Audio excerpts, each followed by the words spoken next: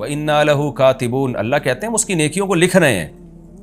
جو چیز لکھی جاتی ہے وہ محفوظ زیادہ ہوتی ہے، تو ہم نے تو اتنا زبردست اہتمام کیا ہی اس لیے تاکہ اس کی نیکیوں کا اس کو بدلہ دیں.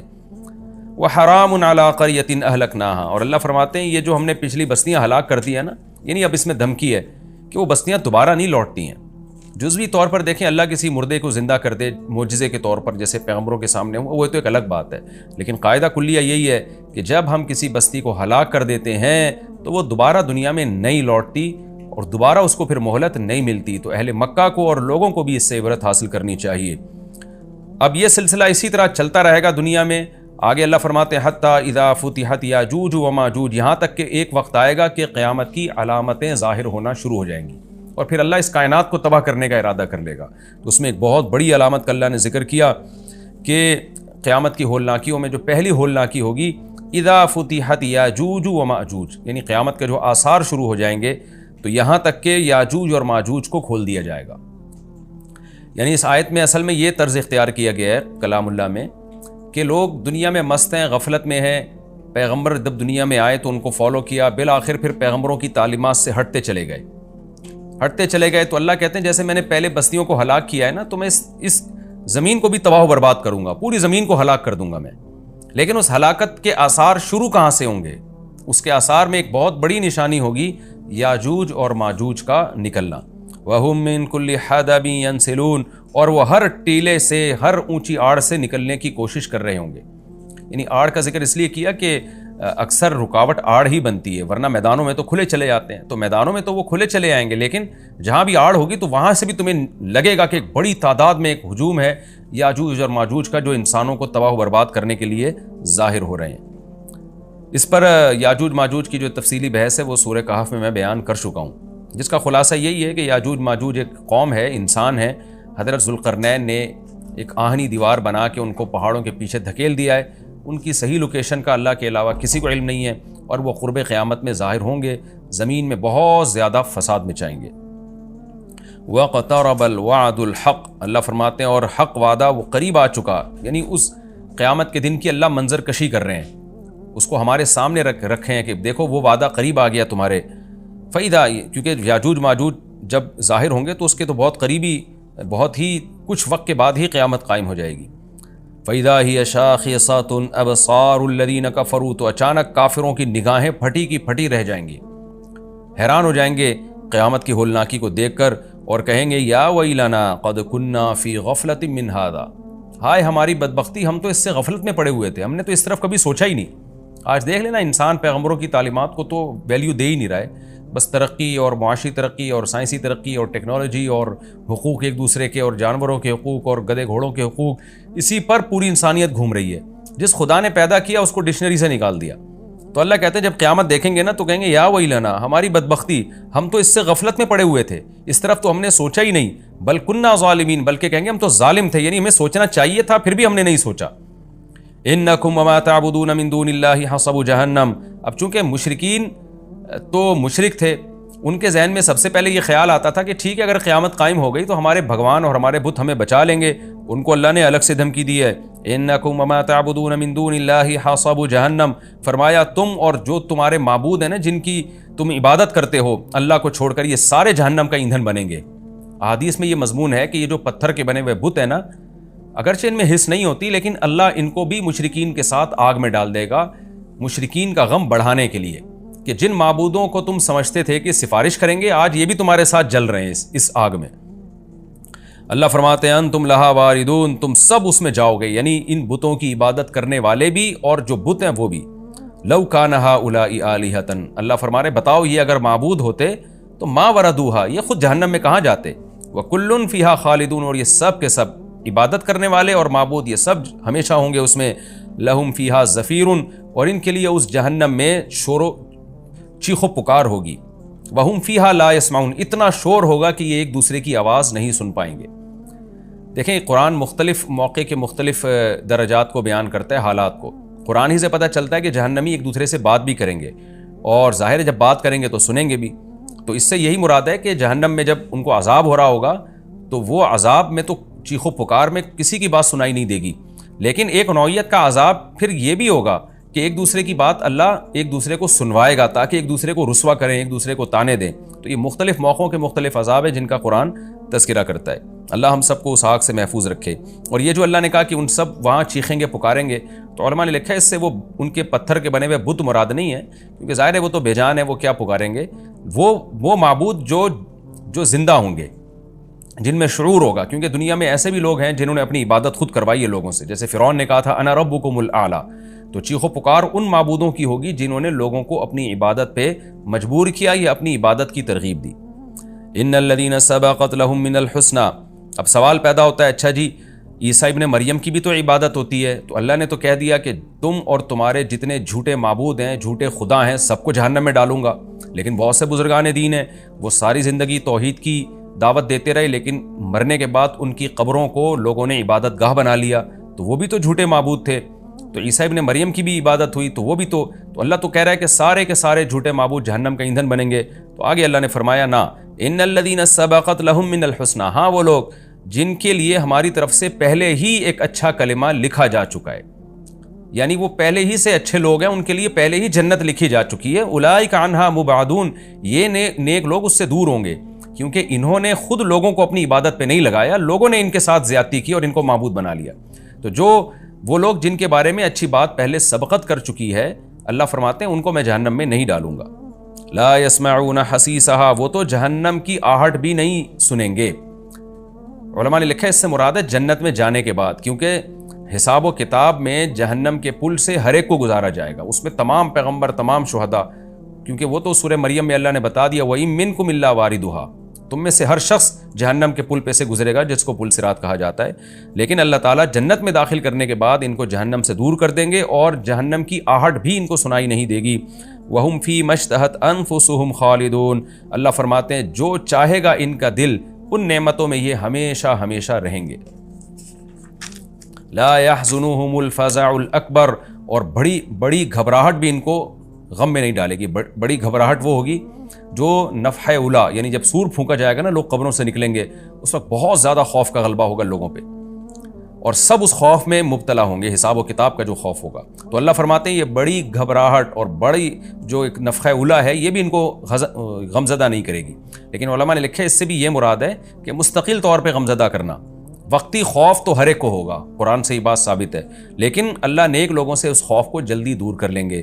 اور جو میدان حشر کا جو خوف ہے، جو حقیقی خوف ہے، جو لمبا خوف ہوگا، وہ صرف نافرمانوں کو ہوگا. لیکن قرآن و سنت سے یہ بات ثابت ہے کہ ابتدائی مرحلے میں سارے خوف زدہ ہوں گے. وَتَتَلَقَّاهُمُ الْمَلَائِكَةُ، اور فرشتے ان سے ملاقاتیں کریں گے. ملاقاتوں کا مطلب مرحبا کہیں گے ان کو. هَذَا يَوْمُكُمْ، اور ان کو خوشی سے فرشتے مبارکباد دیتے ہوئے کہیں گے یہ ہے تمہارا وہ دن الَّذِي كُنْتُمْ تُوعَدُونَ، جس کا تم سے وعدہ کیا جاتا تھا. یوم نطوی السماء کطی السجل للکتب، اللہ فرماتے ہیں ہم آسمان کو، کیونکہ جب پہلا سور پھونکا جائے گا تو ہم آسمان کو ایسے لپیٹ دیں گے جیسے دستاویز کو لکھی ہوئی تحریر کے لیے لپیٹ دیا جاتا ہے. کما بدأنا اول خلق نعید، جس طرح ہم نے اول خلق کی ابتدا کی تھی ہم اسی طرح لوٹا دیں گے.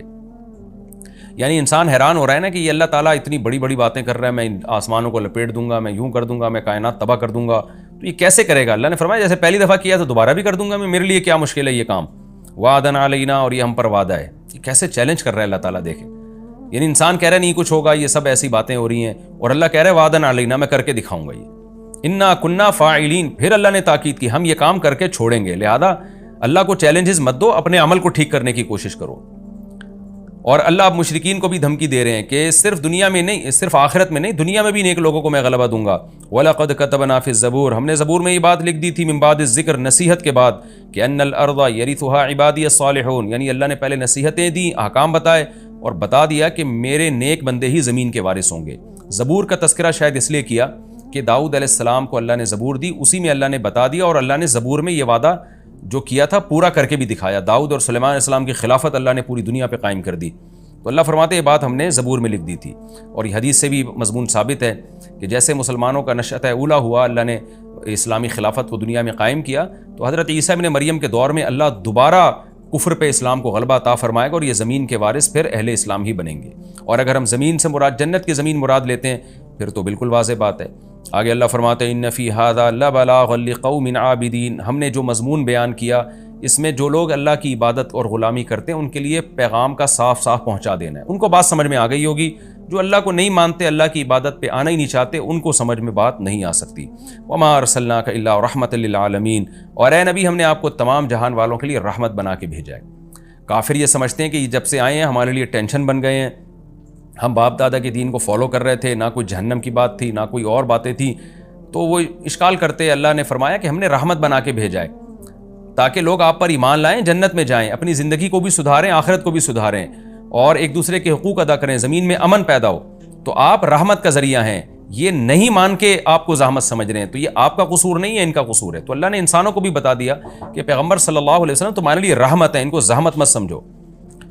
اب چونکہ اس سورت کا مضمون ہی توحید ہے, اس لیے خلاصے کے طور پر اللہ اس مضمون کو دہراتے ہیں. قل انما یوحا الیہ, اے نبی اب آپ خلاصے کے طور پر ان کو یہ بات بتا دیجئے, چونکہ میری جو اصل دعوت ہے وہ کیا ہے, میری طرف وہی کی جاتی ہے, انما الہکم الہ واحد, کہ تمہارا معبود صرف ایک معبود ہے, اسی کی عبادت کرنی ہے. فہل انتم مسلمون, تو کیا تم فرما بردار بنو گے اب بھی اتنا کچھ سننے کے بعد بھی. فإن تولوا, اے نبی اگر یہ اب بھی آپ کی باتوں سے اعراض کریں, پیٹھ پھیریں, فقل آذنتکم علی سوا, تو کہہ دیجئے میں نے برابر طور پہ تمہیں بتا دیا. یہ برابر کا لفظ کا مطلب ہوتا ہے صاف طور پہ, یہ محاورہ ہے, یعنی اردو میں بھی ہم کہتے ہیں اس طرح کی بات. تو ہم اے نبی آپ کہہ دیجئے میں نے تمہیں صاف طور پر کھلے لفظوں میں اللہ کا پیغام سنا دیا ہے.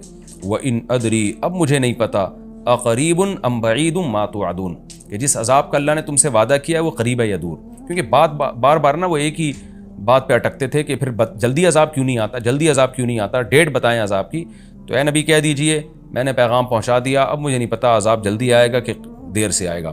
وَإِنْ أَدْرِي لَعَلَّهُ إِنَّهُ يَعْلَمُ الْجَهْرَ مِنَ الْقَوْلِ, اللہ جانتا ہے جہر والی بات بھی, وَيَعْلَمُ مَا تَكْتُمُونَ, اور جو تم چھپاتے ہو وہ بھی اللہ جانتا ہے. کیا مطلب, اللہ کا علم کامل ہے, تو جس کا علم کامل ہے اس کو پتہ ہے کہ قیامت کب آئے گی. میرا علم کامل نہیں ہے تو مجھ سے کیوں پوچھتے ہو, اور اللہ مجھے نہیں بتاتا کہ کب آئے گی. جتنا اللہ نے بتایا وہ میں نے تم تک پہنچا دیا. وَإِنْ أَدْرِي لَعَلَّهُ فِتْنَةٌ لَكُمْ وَمَتَاعٌ إِلَىٰ حِينٍ, اور پھر آپ صلی اللہ علیہ وسلم نے یہ بتایا کہ مجھے تو یہ بھی علم نہیں ہے کہ اللہ عذاب ٹال کیوں رہا ہے. اس لیے ٹال رہا ہے کہ تمہیں آزمائش میں ڈالنا چاہتا ہے وہ, یا اس لیے ٹال رہا ہے کہ اللہ تمہیں کچھ دن نعمتیں مزید دینا چاہتا ہے. یعنی آزمائش تو یہ ہے کہ عذاب ٹلے گا تو تمہاری آزمائش ہوگی, تمہیں غور و فکر کا موقع ملے گا, کچھ لوگ ایمان لائیں گے کچھ نہیں لے کر آئیں گے. عذاب فوراً آ گیا تو سارے ہی جہنم میں چلے جاؤ گے. تو یہ تم پر رحمت بھی ہو سکتی ہے اللہ کی طرف سے کہ مہلت دے رہا ہے, بہت سے ایمان لے آئیں گے. اور یہ بھی ہو سکتا ہے کہ اللہ تمہیں آخرت میں پکڑے گا اور دنیا میں کچھ نعمتیں دینا چاہ رہا ہے. یعنی فتنۃ لکم کا مطلب یہ ہوا کہ ہو سکتا ہے آزمائش ہو, کچھ کامیاب ہو جائیں کچھ ناکام ہو جائیں.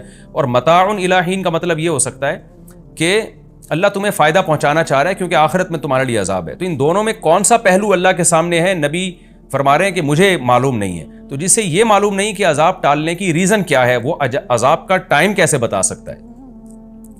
پھر آگے اللہ تعالیٰ آخر میں اپنے نبی صلی اللہ علیہ وسلم کے کلام کو نقل کرتے ہیں کہ آپ نے پوری صورت ان مشرکین کو سنائی, پورا توحید کے مضمون سنایا. تو آپ صلی اللہ علیہ وسلم اللہ سے دعا مانگتے تھے کہ اللہ دلائل کی دنیا میں حجت تمام ہو گئی ہے, تو عملی دنیا میں حجت تمام کر دے, تو اسلام کو غلبہ دے دے, ان کو بتا دے کہ یہ لوگ حق پر نہیں ہیں.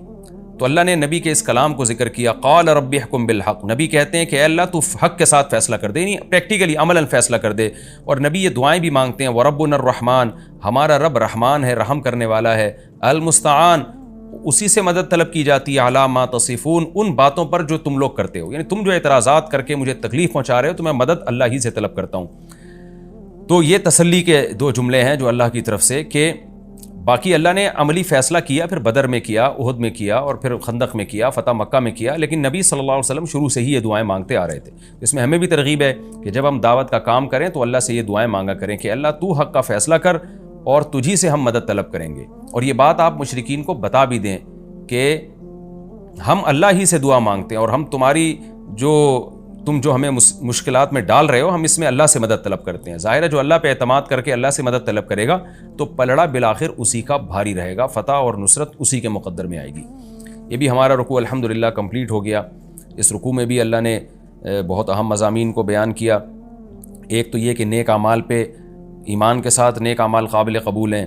بستیوں کو اللہ ہلاک کر دیتے ہیں, دوبارہ زندہ نہیں کرتے اللہ ان بستیوں کو, اور نام و نشان مٹ جاتا ہے ان بستیوں کا. اور قیامت کی ہولناکیوں کا اللہ نے تذکرہ کیا کہ پہلی علامت یاجوج ماجوج کا ظاہر ہونا ہوگا, وہ خود سائنس کے لیے ایک چیلنج ہوگی بہت بڑی. بہت بڑا چیلنج ہوگی، اور پھر آہستہ آہستہ قیامت کی علامتیں آئیں گی تو اہل کفر کی آنکھیں حیرت سے پھٹی کی پھٹی رہ جائیں گی، اور وہ کہیں گے ہمیں تو اس کی توقع ہی نہیں تھی۔ پھر اللہ ان مشرکین اور ان کے معبودوں کو اٹھا کے ان کے ساتھ جہنم کا ایندھن بنائے گا، اور ان معبودوں کو بچا لے گا جن کو ان کی مرضی کے بغیر معبود بنایا گیا، یعنی عیسیٰ ابن مریم اور جو بزرگان دین قبروں میں لوگ ان کی قبروں کی عبادت شروع کر دیتے ہیں، ان کے بارے میں اللہ نے فرمایا کہ وہ جہنم کی آہٹ بھی نہ سنیں گے۔ اور پھر اللہ تعالیٰ نے بتایا کہ ہم نے زبور میں یہ بات لکھی ہوئی ہے کہ نیک لوگ ہی میری زمین کے وارث بنیں گے، لہذا کفر اس خوش فہمی میں نہ رہے کہ ہم اسلام پہ غالب آ جائیں گے، بالآخر اللہ اہل اسلام کو غلبہ دے گا۔ اور اس میں ایک اہم ترین آیت یہ بھی ہے کہ اللہ نے پیغمبر صلی اللہ علیہ وسلم کو رحمت للعالمین بنایا ہے۔ کاش یہ بات آج کافر کی سمجھ میں آ جائے کہ اسلام آپ کے لیے رحمت ہے، عذاب نہیں ہے۔ لوگ اکثر یوٹیوب پہ میں نے دیکھا کمنٹس کر رہے ہوتے ہیں غیر مسلم کہ ہم اسلام سے بچے ہوئے ہیں، عیش کی زندگی میں ہیں۔